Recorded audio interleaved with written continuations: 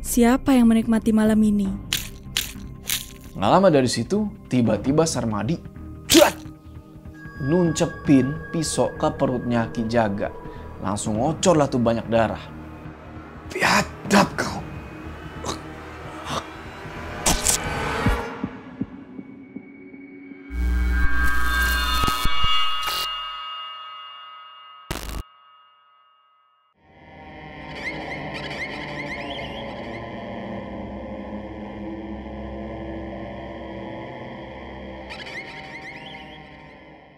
Ya, assalamualaikum teman-teman, balik lagi sama gue Joe.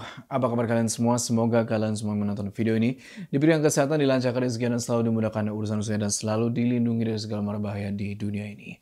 Welcome back to the series. Kita akan lanjutin lagi cerita Kampung Jabang Mayit season 4 part 5. Yang kalau kalian nonton di episode sebelumnya, si Suryadi ini lagi berantem bro sama Juragan Sugi. Yang mana dia ini lagi kebawa emosi. Gara-garanya Ki Jaga itu mati. Dan kata Sarmadi, Ki Jaga itu mati di tangannya Suryadi. Jadinya dia datang tuh ke rumahnya Mak Ratna buat matiin si Suryadi sama Mak Ratna. Cuma yang Suryadi nggak tahu, kenyataannya adalah Ki Jaga itu mati sama anaknya sendiri, si Sarmadi itu. Nah, ketika Juragan Sugi ini datang ke rumahnya Mak Ratna dan ngelihat Suryadi sama Itoh lagi ada di dalam rumah itu, nggak pakai bak bibu, Juragan Sugi langsung berantemin tuh lah tuh si Suryadi. Tapi Juragan Sugi kalah dan mati nih bro di tangannya Suryadi. Untuk sesaat Suryadi menang, tapi yang dia nggak tahu, dari belakang dia itu udah ngedap-ngedap coy, seseorang. Dan tiba-tiba Suryadi itu ditusuk sama seseorang dari belakang, nggak tahu siapa.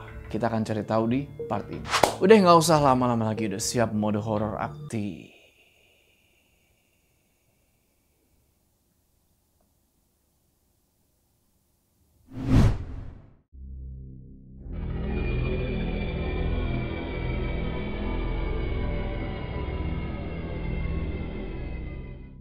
Persembahan malam ini untuk semua janjiku, penyembah setia yang selama ini kau nanti, sudah berada di depan mata. Sarmadi di situ ngeliat Suryadi lagi adu senjata tajam tuh sama si Juragan Sugi. Tapi si Sarmadi nggak mau ikut campur dulu tuh, dia masih jaga jarak. Bisa saja aku habisi mereka berdua sekarang, tapi kedua mata itu lebih penting untuk melihat langsung. Bang, kau telah mengacaukan semua ini Suryadi. Ki Jaga kau bunuh. Ngedenger omongan itu, Sarmadi yang aslinya dialah yang ngehabisi Ki Jaga cuma senyum bro. Sementara yang Juragan Sugi tahu, ya Suryadi itu yang udah ngabisin si Ki Jaga. Nah, setelah Sarmadi ini ngelihat Juragan Sugi gagal nusukin ujung golok dia ke arah mukanya Suryadi, Sarmadi pelan-pelan mulai ngedeket tuh ke arah mereka berdua. Tapi dari arah jendela di situ malah keluar mukanya si Itoh, yang mana langsung ngebuat Sarmadi nundukin kepalanya. Ibaratnya kayak budak ketemu nih sama sang ratu. Dan Sarmadi bilang ke Itoh, biar aku urus semuanya malam ini Toh. Itoh yang gak peduli sama ucapannya Sarmadi, malah terpesona nih bro ke arah karung putih yang ada bercak darah yang lagi digendong nih sama si Sarmadi. Dia kayak nyium dan ngeliat sesuatu yang sebelumnya pernah dia pikirin di kepalanya dia. Lalu ketika Sarmadi udah ngedongakin kepalanya lagi, barulah dia lihat tuh sekarang Suryadi udah nancepin golok itu ke badannya Juragan Sugi. Nah, di sini Sarmadi barulah ngelihat ada kesempatan. Ini saatnya. Apa yang kau lakukan? Setelah ini kamu akan paham toh.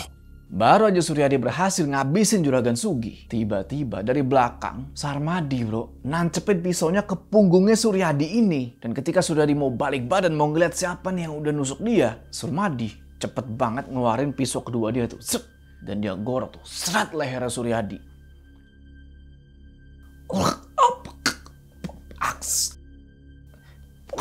Biadab. Percayalah Suryadi, semua baru saja berawal. Ini demi Itoh yang kau cinta. Pisau kedua yang dipakai buat ngegorok Suryadi tadi itu ditujulebin ke belakang kepalanya Suryadi bro. Otomatis ngebuat Suryadi ini langsung mati dan bruk nimpa badannya Juragan Sugi yang udah mati duluan tuh. Siapa kamu? Suryadi harusnya tidak mati. Dia tidak lebih dari pecundang. Dia sudah mati sejak awal aku selamatkan di sungai. Setengah dirinya sudah aku kendalikan, Itoh. Apa yang kamu rasa kurang, Itoh? Aku sudah membunuh bapakku sendiri, Ki Jaga. Dan kamu sudah kehilangan ibumu. Bahkan kau telah membunuh juga Jawir atas semua rencanaku. Adil kan? Jadi, ini semua untuk balas dendam atas semua rasa sakit dalam hatimu. Bahkan... Cih, biadab! Angin malam yang semakin larut ngebawa-bawa amis darah dari dua jasad Suryadi dan Juragan Sugih itu menyebar ke seluruh penjuru desa. Begitu juga di dalam kamar. Jasadnya Mak Ratna terkapar, sama sekali nggak bergerak. Di situ, Itoh yang masih penasaran nanya nih ke Sarmadi. Karena dia ini nggak tahu kenapa makin lama makin tertarik bro sama benda yang ada di punggungnya Sarmadi. Sarmadi di situ cuma senyum aja kan. Serasa jadi pemenang dia nih. Jadi, kamu anak dari Ki Jaga. Kenapa melakukan ini semua? Sugih adalah manusia biadab. Sama halnya dengan kita. Kamu harus tahu, semua berawal karena benda dalam karung putih ini. Yang dahulu tidak mampu dibawa oleh bapakmu Wirya di suatu tempat. Sampai berpindah tangan kepada Ki Jaga. Benda yang membuat aku tersiksa akibat kelakuan Sugih yang dibantu bapakmu itu. Ibumu harus tetap dikuburkan dengan layak. Dia sudah memberikan izin atas apa yang akan kamu lakukan, Toh. Aku sudah sakit. Sugih bang. Semua karena dia. 2 anakku mati. Ki Jaga juga telah menumbalkan anak lelakiku. Sampai sakit aneh semenjak lahir. Semua akan setimpal. Kau akan kuberikan benda ini. Maka balaslah semua dendammu. Besok, desa Kembang Sirna akan geger dengan penemuan mayat Jawir, Suryadi, dan Juragan Bat itu. Tapi tenang, aku sudah punya rencana matang. Kamu tidak usah cemas. Sarmadi ngomong kayak gitu sambil terus aja tuh jalan ke arah hutan punya Juragan Sugih. Itoh yang lagi jalan di belakang Sarmadi sambil ngebawa jasadnya Mak Ratna. Nggak tahu kenapa makin terkesima nih sama karung lusuh yang dibawa sama Sarmadi. Tatapan matanya si Itoh ini sampai nggak lepas-lepas loh, saking penasarannya dan tertarik gitu loh. Singkat cerita, dari ujung hutan itu, dari jauh kelihatan lah nih, ada 3 obor sama cangkul yang berdiri. Di samping itu ada Buruk Mini bro, yang udah nungguin mereka di situ. Bagus. Ibu, biadab itu sudah mati bu. Setelah 2 kali menumbalkan jabang bayiku. Tapi Ma juga mati di tangan orang itu. Balas Toh. Apapun yang kamu inginkan, Sarmadi akan tunjukkan caranya. Percaya sama ibu. Masalah di kampung ini akan ibu urus. Dan pergilah sesuai wasiat ibumu. Nggak tahu kapan atau gimana, antara Sarmadi dan Buruk Mini di situ kayak udah yang keiket sama sebuah kesepakatan yang nggak diketahuin sama si Itoh. Terus abis meluk tuh si Buruk Mini, tiba-tiba cuy, bulu kuduknya Itoh merinding ketika dia nengok nih ke arah pohon-pohon. Ternyata itu udah banyak banget mata yang ngeliat ke arah dia. Itu akan menjadi pengikutmu, Toh. Tenang saja. Aku tidak bisa lama-lama Toh. Aku harus mempersiapkan untuk besok dengan penemuan banyak mayat di desa ini. Dan ini titipan dari Nik Midah. Kalau suatu saat kau hamil lagi, setidaknya coretan ini akan mampu menjaga kandungan bayi kamu hingga selamat. Kain jariknya.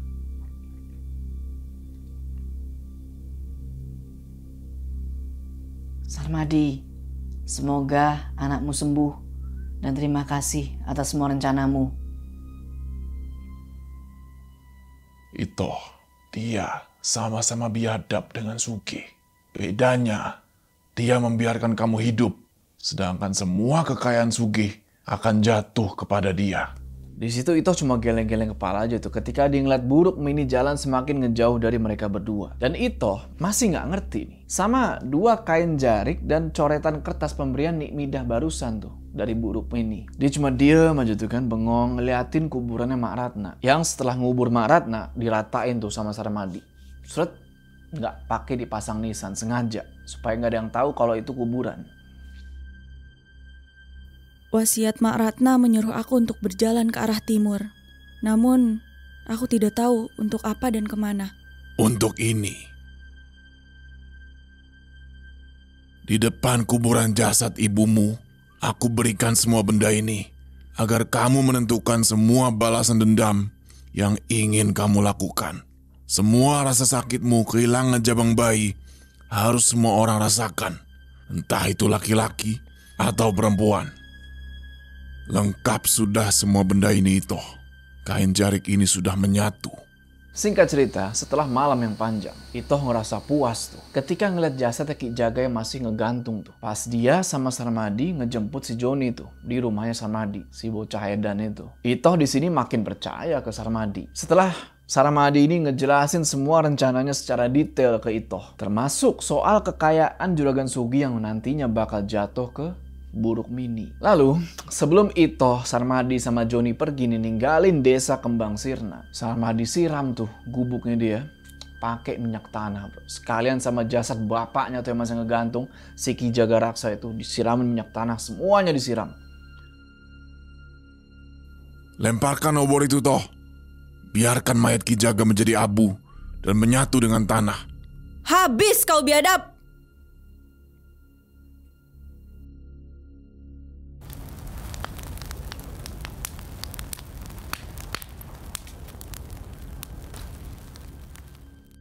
Lalu, apa yang kau minta, Sarmadi?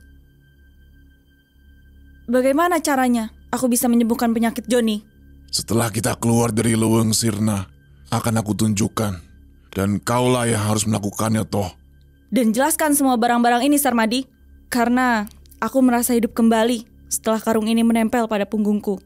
Karena kejadian itu, desa Kembang Sirna gempar. Mayat Juragan Sugi sama Suryadi ditemukan mengenaskan di samping rumahnya Mak Ratna. Dan yang warga ngerasa aneh adalah mereka nggak bisa nemuin di mana jasadnya Mak Ratna. Begitu juga sama jasadnya Jawir yang ditemuin sama warga di dalam kamarnya si Itoh. Pemandangan di dalam situ ngebuat warga ketakutan. Ditambah lagi mereka nggak bisa nemuin Itoh. Tapi di tengah-tengah kondisi yang lagi kacau-kacaunya itu, Buruk Mini berhasil ngendaliin semua. Dia nepatin janjinya dia ke Sarmadi. Yang mana dia ini ngebuat semacam pernyataan. Dia bilang kalau semua itu adalah pembunuhan berencana yang udah dilakuin sama Suryadi. Jadi Suryadi ini di framing, bro. Semua kematian itu Suryadi yang nyebabin, kata Buruk Mini. Buruk Mini juga bilang ke warga bahwasanya di malam yang naas itu, Mak Ratna sama Itoh udah pergi duluan tuh, keluar dari desa Kembang Sirna. Nah, karena pemberitaan yang disebar sama Buruk Mini itu ke warga-warga desa, para warga pun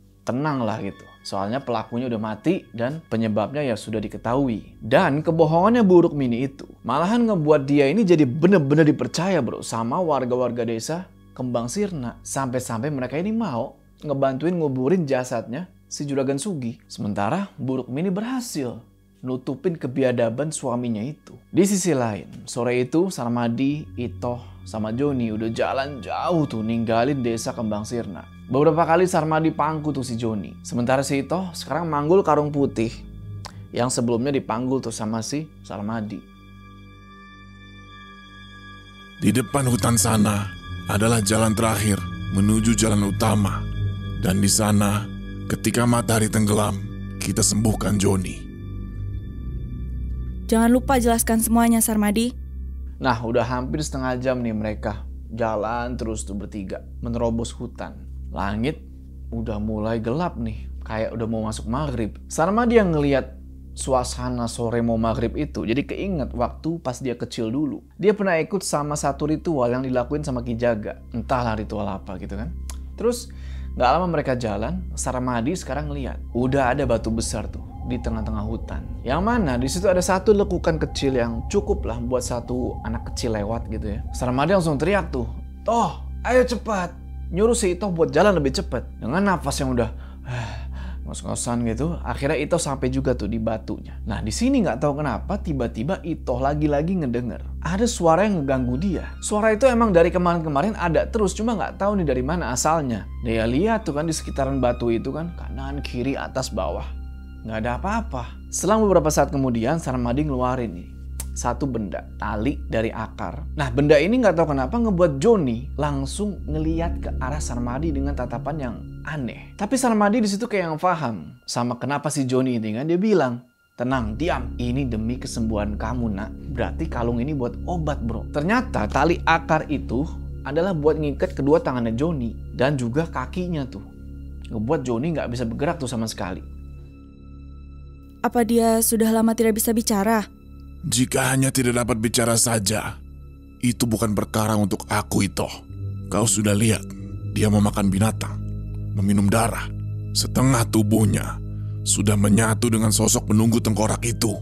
Selesai dari situ, Sarmadi baringin tuh si Johnny di dalam lekukan batu itu. Sebelumnya dia udah ngelemparin 2 kain jarik yang ada noda darahnya dari rahimnya Itoh tuh, bro. Yang dibawa dari tempat si Itoh melahirkan. Yang sebelumnya dikasih sama Buruk Mini tuh dari Nimidah. Pelan-pelan di situ Sarmadi sujud, bro, di depan Itoh. Dia kayak gini loh, minta karung itu dipindahin ke tangannya. Itoh kasih karung putih itu kan. Dan anehnya, di situ Johnny kayak yang langsung ketakutan. Apalagi ketika Sarmadi buka karung putih itu, tiba-tiba Johnny teriak. Johnny ini merem sambil teriak kenceng begitu. Gak tahu kenapa. Tengkorak. Ya, cukup kau kembalikan dan sembah. Maka apapun dendam yang kau inginkan pasti terwujud itu. Sarmadi simpen tengkorak itu kan. Dan pas ditaruh itu tengkorak, tiba-tiba si Ito ini badannya kayak kesetrum gitu. Habis itu Sarmadi ambil topeng babi yang ada di dalam karung putih itu juga kan. Diambil terus dipakein tuh ke mukanya si Johnny. Dia kasih taring babi itu ke si Ito sambil bilang, Lakukan toh. Aku mohon lakukan. Aku meminta kesembuhan anakku ini toh. Ito ambil taring babi itu kan, terus dia merem. Nah pas merem ini, Ito ini dapat kayak semacam vision, bro. Penglihatan gitu ya. Yang dia lihat adalah sosok berkepala botak, bro. Cuma ada tanduk gini, 2 begini. Dan sosok ini ada di dekat badannya Johnny. Dan sosok ini bilang, Tukar dengan ikrar nyawa. Aku sangat menyukai nyawa-nyawa cabang bayi yang seharusnya hidup, tapi mati untukku. Terlebih mati dalam kandungan sebelum usia 4 bulan. Kalau kau lakukan itu, kau akan sakti, abadi, serta semua dendam kamu atas kehilangan 2 cabang bayi itu. Mereka harus merasakan. bisikan suara serak itu kedengeran jelas di kupingnya Ito. Bebarengan sama itu, topeng yang dipakai sama Johnny tiba-tiba ngeluarin cahaya merah tuh. Pelan-pelan, Ito ngegerakin tangannya tuh ke arah perutnya Johnny. Dia usep-usep tuh perut nih bocah. Dan ketika dia ngelakuin ini, di sini Ito ngelihat jelas di sekitaran dia itu udah banyak sosok-sosok yang muncul.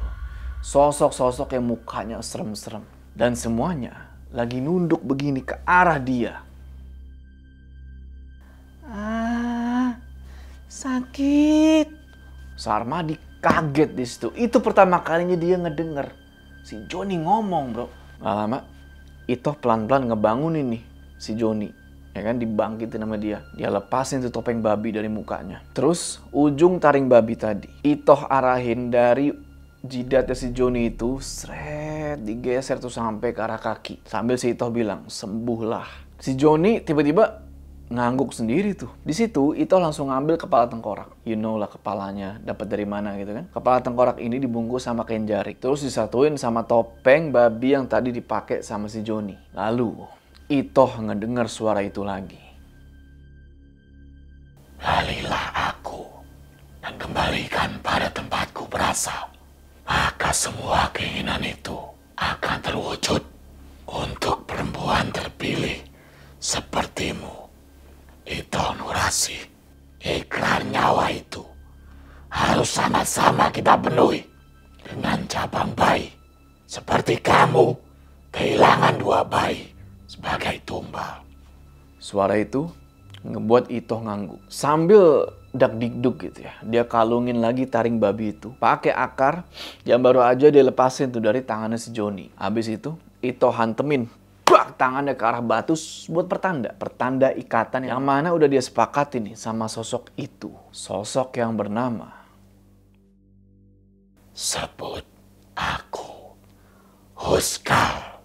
Baru aja Itoh ngangguk memahami nama itu, si Johnny bro udah bisa buka tali sendiri tuh. Dia teriak, "Bapak!" Dia lari tuh, nyamperin bapaknya. Dia pelukin tuh bapaknya. Waktu itu Johnny bener-bener nangis bro. Begitu juga Saramadi gitu, karena nggak nyangka kalau rencana dia berhasil. Ini anaknya balik lagi bisa ngomong dengan jelas. Tepatnya setelah 6 tahun dari lahir bro. Johnny ini nggak pernah kedengeran suaranya. Usut punya usut, ternyata Johnny ini pernah dijadiin tumba bro sama Ki Jaga. Ya mungkin bukan nyawanya Johnny yang diambil, tapi suaranya si Johnny ini bro. Entahlah. Sementara Itoh lagi ngumpulin tuh tengkorak sama topeng babi pakai kain jarik. Kayak yang ngegendong bayi gitu. Saramadi bilang, Bagus. Tanpa aku jelaskan, kau sudah tahu benda-benda itu. Bahkan taring babi itu sudah kau buatkan kalung. Lalu, ke arah timur mana aku harus berjalan setelah anakmu sembuh? Saramadi langsung ngeluarin tuh secarik kertas coklat yang ternyata itu adalah peta bro. Dikasih nih peta ke Itoh. Nggak lupa dikasih juga nih kertas yang isinya itu adalah tata cara atau kiat-kiat melahirkan, menjaga kandungan dari Nik Midah. Di sini Johnny tiba-tiba nengok nih bro ke si Itoh. Dalam mau apa yang dia bilang? Ibu, Ya, itu ibumu Johnny yang sudah menyembuhkan kamu. Anggap dia anakmu toh. Aku yakin kita akan berjumpa lagi. Dan semoga kamu dapat membalas apapun yang kamu mau. Aku tidak bisa mengantar lebih jauh. Satu hal, kalau dia sudah kembali ke tempatnya, maka kepala pelontos itu akan berambut. Wajahnya akan menyatu dengan topeng babi. Dan tubuhnya akan mengalir darah. Serta hanya kamu perempuan yang lahir di malam satu suro yang dapat melihat dengan jelas. Juga kemungkinan nanti kamu akan tahu sendiri apapun itu ke depannya. Lalu kau akan kebal, kecuali kalau kau terluka oleh taring babi itu sendiri.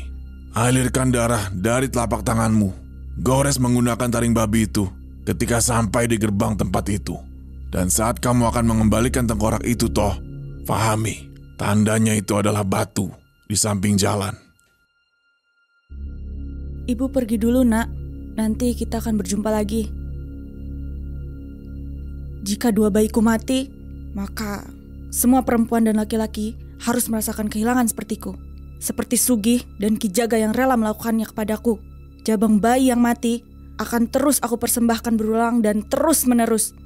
Singkat cerita, hari ke hari Itoh terus jalan tuh ke arah timur. Dengan segala bad memory yang ada di kepala dia, yang mana dia pakai buat itu sebagai motivasi, sebagai tenaga dia, sebagai kekuatan dia. Itoh waktu itu cuma pakai kebaya hitam sama kain jarik yang udah kotor tuh bro, yang buat ngebawa tengkorak sama topeng babi itu. Dia jalan aja tuh terus ke arah timur. Kadang juga ya namanya perjalanan jauh itu ngerasa lapar. Cuma di sini yang aneh adalah di perjalanan itu ketika Itoh nih lagi lapar, dia berhenti, ada aja nih bro orang lewat gitu ya, ngasih dia makanan. Nggak tahu kenapa tiba-tiba dikasih aja gitu. Nah, ada di satu malam ketika dia berhenti dan duduk di batu di pinggir jalan, dia minum dulu tuh kan, minum aja tuh sambil ngomong nih dalam hati,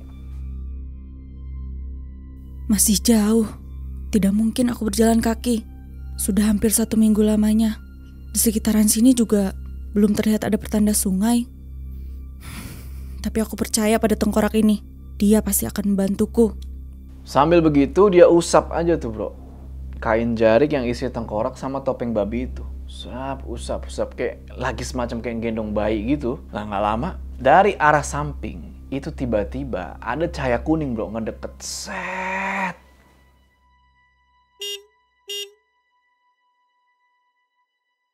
Mau kemana, Bu? Pak, saya mau ke arah timur, masih jauh. Boleh menumpang? Boleh, Bu. Boleh, ayo. Tidak baik malam-malam di tempat seperti ini. Dari situ Pak sopir langsung ngebuka pintu mobil. Sambil agak penasaran juga nih sebenarnya apa yang dibawa sama Itoh di kain jarik itu. Tapi ketika Itoh mau masuk ke dalam mobil, dia berhenti sebentar dan dia ngeliat nih ke arah belakang bak mobil itu. Yang dari situ kecium bau bener-bener gak enak, bau busuk gitu. Nah ngeliat gelagatnya Itoh yang kebauan gitu ya, sopir ini bilang, Kalau ke arah timur, kita satu arah, Bu. Tapi maaf, sepanjang jalan akan tercium bau busuk buah tomat dan sayuran. Saya gagal menjual di pasar, Bu. Jadi pulang, bukannya untung malah buntung. Tidak apa-apa. Saya senang Pak mendapat tumpangan. Maaf, Ibu sendiri dari mana dan mau kemana? Saya ini seorang musafir Pak. Tepatnya dukun beranak. Ini mau pulang. Saya pulang ke Rangkaspuna Pak. Asal saya dari sana. Saya tahu Bu desa itu. Tapi sayang, tujuan saya itu desa sebelumnya. Menuju desa Rangkaspuna, paling setengah jam lagi dari desa saya, Bu. Tidak apa-apa Pak. Jika Bapak berkenan, saya ingin menumpang sampai tujuan Bapak saja. Apalagi ketika Pak sopir nanyain soal keadaan desa Rangkaspuna. Itoh bohong di situ. Yang sebenarnya Itoh ini lumayan kaget, bro. Bahwasanya desa Rangkaspuna yang diceritain Pak sopir ini ternyata dipisahin sama hutan lebat. Sebenarnya saya sudah 1 tahun Pak meninggalkan desa. Dan ini baru saja kembali. Istirahat saja, Bu. Kita akan sampai ya, mungkin jam 5 pagi. Baik Pak. Itoh sebenarnya di sini ngerasa kasihan gitu loh sama Pak sopirnya. Soalnya dia, ya itulah buah-buahannya. Banyak yang busuk, segala macem, rugi lah dia gitu kan. Agak kesian nih si Itoh. Tapi di situ Itoh cuma merem aja tuh kan sambil ngedenger ocehannya si Pak sopir ini. Dan gak lama ada sosok yang ngebisik nih. Bakal banyak cara untuk kamu mengembalikan aku. Tenang saja, kebaikan atau keburukan bagimu akan sama saja itu. Ingat rasa sakit kamu diperlakukan biadab dan keji oleh Jaga dan Sugi.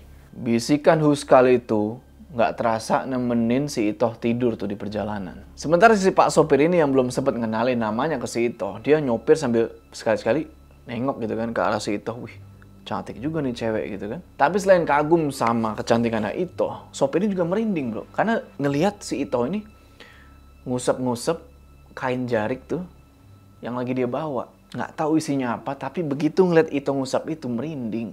Tapi tetap aja sopir ini namanya laki-laki, ngeliat Itoh yang cantik kayak gitu, muncul nafsu nih bro. Tapi dalam hati dia berusaha buat tahan nih. Baru tahu ada Paraji cantik dari desa Rangkaspuna. Tapi kenapa dia seperti nimang-nimang anak ya?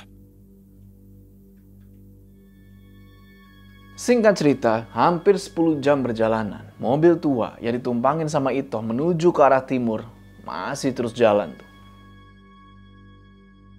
Sebentar lagi sampai, Bu. Baik Pak. Turunkan saja saya dimanapun. Yang terpenting sudah dekat dengan Rangkaspuna. Pak, terima kasih atas tumpangannya. Saya jadi lebih cepat untuk pulang. Sama-sama, Bu. Saya lanjut dulu ya. Ibu tinggal lurus. Nanti banyak warung di tepi jalan kalau mau makan. Ketika sopir itu ngelanjutin perjalanan dia injek gas gitu kan, jalan set agak jauh nih dari si Itoh. Di sini muncul satu keanehan. Gak tau kenapa, sopir ini nggak nyium lagi tuh bro. Bau busuk yang sebelumnya kenceng banget ada di belakang kan, sayuran sama buah busuk. Karena penasaran, dia pinggirin lagi tuh mobil. Dia berhenti, dia turun, dia ngecek ke belakang. Dan lu mau tahu apa yang terjadi? Buah-buah sama sayuran yang sebelumnya busuk udah pada seger lagi, kayak baru gitu. Di sini sopirnya nggak habis pikir gitu loh. Apa jangan-jangan ini gara-gara si Itoh? Jika bisa membuat tumbuhan busuk menjadi segar, berarti sebaliknya bisa aku lakukan. Dengan persembahan nyawa, ikrar yang kita sepakati dapat menjadikan apapun. Setelah ngedenger omongan dari sosok Huskal itu, Itoh ngangguk aja sambil terus jalan tuh ke arah peta yang sebelumnya dikasih nih sama si Sarmadi. Di situ emang banyak gubuk-gubuk kayak warung gitu loh, tapi satu pun belum ada yang buka. Karena mungkin belum waktunya buka nih, masih terlalu pagi. Ya udah, akhirnya Itoh putusin buat mampir nih ke salah satu warung yang ada di situ. Dia duduk aja tuh. Dia duduk sambil mastiin soal hutan lebat yang ada di depan dia waktu itu tuh, di peta yang dia bawa. Terus nggak lama si Itoh lihat peta itu, dan belum sempet Itoh merhatiin ke arah hutan lebat, tiba-tiba dari arah samping gubuk warung itu tiba-tiba ada 2 suara cowok. Wah, ada perempuan cantik yang sudah nunggu kita bangun rupanya. Woi, bangun. Lihat itu, Ternyata di gubuk itu ada 2 laki-laki yang sebelumnya mereka ini ketiduran gara-gara habis mabok lah. Nggak pakai basa-basi, 2 laki-laki ini bangun, langsung duduk tuh, ngejepit si Itoh tuh di kanan dan kiri. Mau kemana cantik? Pagi saja belum kamu sudah menyambut kami. Benar, seharusnya kita ketemu tadi malam. Bisa kita buat kamu tidur enak loh. Minggir, saya mau pergi. Lebih baik kamu puaskan kami kalau kamu mau pergi dengan selamat. Sumpah, tubuhmu menggoda sekali. Lepaskan!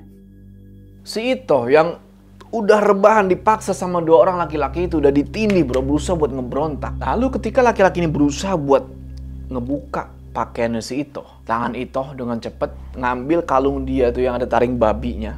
Dia tujlebin tuh ke arah perut laki-laki yang nindih dia. Dan ketika laki-laki satunya itu lagi buka celana bro, ini laki-laki yang tadi nindihin si Itoh tuh, yang perutnya ditujleb, digorok leher lagi sama si Itoh. Sontak laki-laki yang baru buka celana ini teriak dong, "Woi bang!" Belum aja sempet gerak nih laki-laki yang gak punya celana, lempar nih taring babi sama si Itoh, nancep ke arah perut. Dan gak pakai lama 2 laki-laki ini tewas. Habis itu Itoh cabut tuh taring babi yang barusan dia lempar dari perutnya si laki-laki itu. Dia bersihin tuh kebaya dia yang kena darah kan pakai air yang ada di samping lajang bambu. Tapi taring babinya yang udah berdarah-darah juga itu dia lap di kain jarik yang ngebawa tengkorak sama topeng babi itu. Habis itu Itoh pergi ninggalin warung itu. Nah, belum lama dia jalan, tiba-tiba kedenger teriakan nih bro. Ternyata itu adalah perempuan yang punya warung. Ini yang punya warung teriak-teriak bro, karena ngeliat ada 2 orang mati di depan warungnya berdarah-darah. Tolong! Ada 2 kepala digantung, tolong! Mayatnya tanpa kepala! Itu lebih pantas. Itoh yang ngedenger itu cuma senyum aja tuh. Tapi tanpa dia sadari, dari jauh udah ada 1 laki-laki bro, pakai penutup kepala, merhatiin dia di situ. Dan laki-laki ini jalan ke arah si ibu warung yang teriak-teriak tadi. Singkat cerita, pagi harinya Itoh yang udah mau sampai di tujuannya dia, tiba-tiba berhenti nih. Kenapa ini gitu kan? Ternyata itu karena kain jarik yang dia pakai buat bawa tengkorak sama topeng babi itu berasa panas. Dan di situ dia keinget sama omongannya Sarmadi. Alirkan darah dari telapak tanganmu menggunakan taring babi ketika sampai di gerbang tempat itu. Dan saat kamu akan mengembalikan tengkorak itu, Itoh, pahami, tandanya adalah batu di samping jalan. Tidak mungkin salah. Ini gerbangnya. Nah, karena tengkorak yang dia bawa ini makin lama makin panas, Itoh langsung jongkok di depan ada 1 batu, dia jongkok terus dia keluarin taring babi. Dia gores tangannya bro, pakai taring babi itu. Darah netes lah ke atas batu itu. Di sini Itoh langsung merem dan dia ngeliat kayak ada bayangan gerbang. Gerbang yang terbuat dari akar-akar pohon tua yang melingkar. Suatu saat akan aku buat gerbang rangkas punah yang sesungguhnya di sini dengan sesajen yang aku mau. Nah, selesai dari situ, baru aja dia mau jalan balik nih dari arah berlawanan. Ada perempuan sama laki-laki nih jalan kayak yang terburu-buru. Tapi Itoh ngerasain kayak ada getaran yang aneh nih dalam tubuhnya dia. Termasuk kayak rasa lapar yang belum pernah dia rasain sebelumnya. Lapar parah. Ya udah gak lama 2 orang itu papasan lah sama si Itoh. Dan terjadilah percakapan nih. Mau kemana? Siapa kamu? Saya baru pertama lihat. Saya Itoh. Saya musafir. Saya juga dukun beranak. Saya melakukan perjalanan dari satu desa ke desa lain, membantu yang sedang hamil atau melahirkan. Sepertinya istrimu sedang hamil muda itu. Kebetulan nih, saya lagi hamil muda. Dari semalam, bagian bawah perut saya sakit. Ini hanya kecapean saja. Istirahat yang cukup. Mungkin nanti malam saya cek ke rumah kamu boleh? Boleh. Cari saja di desa. Rumah Jaka nih, itu orang tua saya. Ngedenger itu, ini perempuan seneng. Karena nggak jadi pergi ke kota buat ngecek gitu kan. Apalagi dia udah ngerasain kalau perutnya itu tiba-tiba baikan gitu. Padahal sebelumnya sakit banget. Sementara suami yang masih terkagum-kagum sama kecantikannya si Itoh. Kayak laki-laki yang lain gitu ya. Dia ngelihat kok ada darah tuh di atas batu gitu kan. Tapi dia cuma diem aja nih. Sambil ngedengerin Itoh dan perempuan ini ngomong. Kami tunggu ya, nih Itoh, di rumah kami. Sempurna. Baru saja aku masuk. Perempuan hamil muda seperti langsung mendekat. Dan Nini seperti cocok sekali untuk namaku. Ni Itoh. Singkat cerita, di waktu mau siang hari, Itoh masih jalan tuh ke tujuan dia. Itoh bukan ngelewatin jalan setapak tuh. Melainkan dia belok nih ke arah hutan lebat sambil bilang dalam hati. Di mana tuh hamparan rumputnya? Seharusnya ini udah jalan yang bener nih. Beberapa tempat udah dicoret-coret tuh di peta kan. Buat mastiin kalau udah dilewatin nih sama si Itoh. Tinggal dia ngelewatin semacam jalan yang banyak pohon-pohon gede dan tak. Sampailah dia di tujuan dia. Nah, selang beberapa menit kemudian. Angin kencang berhembus. Dan bener aja, keluar dari pohon-pohon, dia ketemu sama padang rumput yang luas banget. Itoh jalan di atas padang rumput itu. Dan di padang rumput itu dia ngeliat ada satu lahan kosong. Banyak bebatuan tuh di atasnya. Itu tempatnya. Di sana. Tempatku di sana. Kuburkan aku bersama topeng babi itu. Dan pakai taring itu sebagai alat untukmu itu. Di sini nantinya akan aku buat tempat ritual memuja dirimu. Hamparan tanah luas ini akan menjadi saksi. Permudah aku untuk membalas semua rasa sakit hati dan dendam dalam diri. Ketika Itoh baru aja ngubur tengkorak sama topeng babi di dalam tanah itu, nggak sadar dari belakang sosok laki-laki yang tadi bro, yang pakai penutup kepala tuh, masih merhatiin si Itoh tuh di antara rumput-rumput tinggi. Nggak tahu siapa ini. Singkat cerita, habis nguburin tengkorak sama topeng babi itu, yang dilakukan Itoh selanjutnya adalah dia keliling nih desa Rangkaspuna. Dan di situ dia merhatiin warga-warganya, apa yang mereka kerjakan ya kan. Dan kebanyakan warga-warga desa itu kerjanya di ladang atau di peternakan. Dia terus keliling dan merhatiin desa itu sampai dia kepikiran kalau dia pengen punya tempat tinggal di desa itu. Buat apa? Buat ngejaga apa yang tadi dia kubur. Kecantikannya Itoh dan pengakuannya sebagai musafir gitu ya, serta paraji, dukun beranak, ngebuat warga-warga desa itu terbuka sama dia. Apalagi warga-warga di desa itu bisa dibilang udah lama banget bro nggak punya paraji atau dukun beranak. Jadi mereka-mereka yang mau ngelahirin di desa itu, yang mau nggak mau mesti keluar desa tuh nyari bidan gitu kan. Nah, ketika Itoh nanyain keberadaan rumahnya Jaka, para warga langsung nunjukin di mana rumah si Jaka ini. Lalu ternyata di sini Itoh baru tahu kalau perempuan yang sebelumnya ketemu tuh sama si Itoh di jalan itu namanya adalah Sulastri, yang lagi hamil muda tuh sama suaminya yang ketemu juga di jalan waktu itu. Namanya Sutrisno. Gak terasa udah malam tuh ketika Itoh mutusin buat pergi ke rumahnya Sulastri sama Sutrisno tuh. Dan singkat cerita, sampai di rumah mereka, di situ Itoh ngelihat ada Sutrisno tuh bro, lagi ngerokok di depan teras. Itoh udah pastiin kalau ini adalah rumahnya Jaka. Sulastri ada di dalam. Ada nih, ada di dalam, lagi sama bapak. Lastri sudah cerita tentang Nitoh. Terima kasih sudah mau membantu anak kami.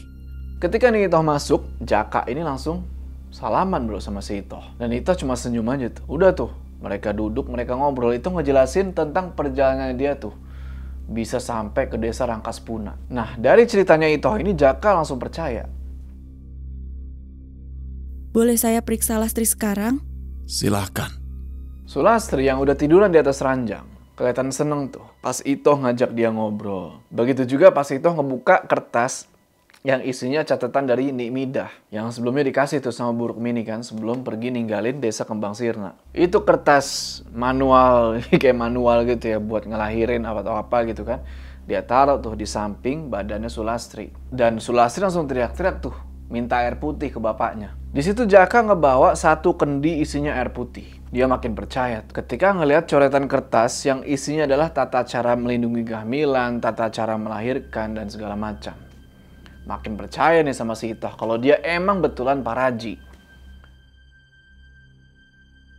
Sengaja Ki, saya membawa catatan turun-temurun dari keluarga saya. Agar saat menangani kehamilan tidak salah. Walau sudah berpuluh tahun saya jadi paraji. Saya terkesima. Benar-benar dapat dipercaya bahwa ini pengalaman. Lastri, lihat. Kamu harus belajar sama Ito untuk menjaga kandungan sampai lahir. Habis ngomong kayak gitu, Jaka pamit nih buat keluar rumah. Karena menurut dia, urusan kandungan bisa dibilang sakral lah bro. Ya, perempuan sama perempuan lah. Terus Itoh basuh lah mukanya Sulastri tuh pakai air dari kendi itu kan, pelan-pelan dibasuh tuh sama dia. Tapi ada yang aneh di sini. Taring babi yang dikalungin di lehernya dia itu kayak ngerasain ada sesuatu yang beda. 3 bulan berapa hari nih Lastri usia kandunganmu? 4 hari lagi akan masuk ke usia 4 bulan, Nik. Nik, ini untuk apa? Sebagai syarat saja Lastri, tidak usah cemas. Nik, kok dingin? Biar aku lihat perkembangan anakmu Lastri. Dari jendela yang kebuka, lewat di sekelebat, laki-laki pakai penutup kepala. Dia nyamperin Jaka dan Sutrisno. Kayak mau nyampein sesuatu yang penting. Dan lu mau tahu siapa orang ini. Kau serius? Membiarkan Lastri di dalam rumah sendiri? Pada usia kehamilan menjelang 4 bulan, Jaka. Maaf Dwi. Saya tidak paham. Seharusnya saya tidak salah lihat, Jaka. Kau dengar kabar 2 pemuda hilang kepala dan tergantung di warung depan sebelum jalan setapak menuju desa ini. Aku dengar. Itu kabar tadi pagi bukan Dwi? Aku lihat jelas. Orang terakhir yang berjalan dari arah warung adalah perempuan yang sekarang ada di dalam rumahmu. Tapi ini Itoh pagi tadi menyembuhkan sakit di perutnya Sulastri. Mungkin kau akan tahu cemasnya kalau Bagas sudah besar dan punya istri hamil, Dwi. Sudah, biarkan saja. Saya percaya sama Nito. Dari dalam rumah, proses persalinan itu masih berlangsung tuh bro. Itoh lagi ngelus-ngelus aja tuh perutnya Sulastri. Nah di sini, matanya Sulastri tiba-tiba dek, berubah jadi putih sambil kepalanya kayak dek, kesentak ke belakang gitu. Yang dilakukan Itoh di sini, dia ngebisikin bro. Ngebisikin di kupingnya si Sulastri, nyuruh sosok Huskal itu buat datang dan ngedeket. Lalu, 1 kali tetesan darah, sengaja si Itoh tetesin tuh bro, ke arah tanah. Yang mana dari tetesan darah ini, muncullah bayangan hitam, sosok berkepala, pelontos, dengan 2 tanduk kecil. Rayap tuh, ke arah pahanya Sulastri.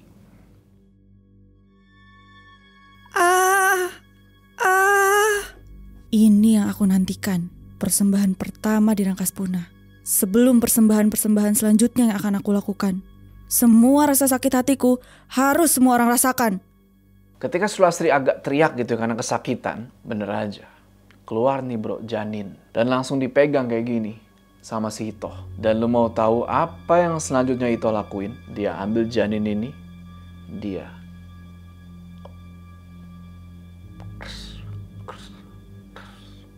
kunyah sampai ke sisa darah doang. Dari situ, brak! Pintu kamar tempat ruang persalinan itu kebuka. Dan lo mau tahu siapa yang udah berdiri sambil bawa parang di situ? Ki Dudui, muda. Apa yang bakal terjadi selanjutnya? Apakah akan ada duel maut antara Ki Dudui muda dengan Itoh? Tonton di part selanjutnya. Sebelum kita berpisah, jangan lupa kalian like video ini. Dan bagi yang belum subscribe, ayo subscribe sekarang ke channel ini supaya kalian gak ketinggalan part selanjutnya dari cerita ini. Gue Joe, sampai ketemu di part selanjutnya.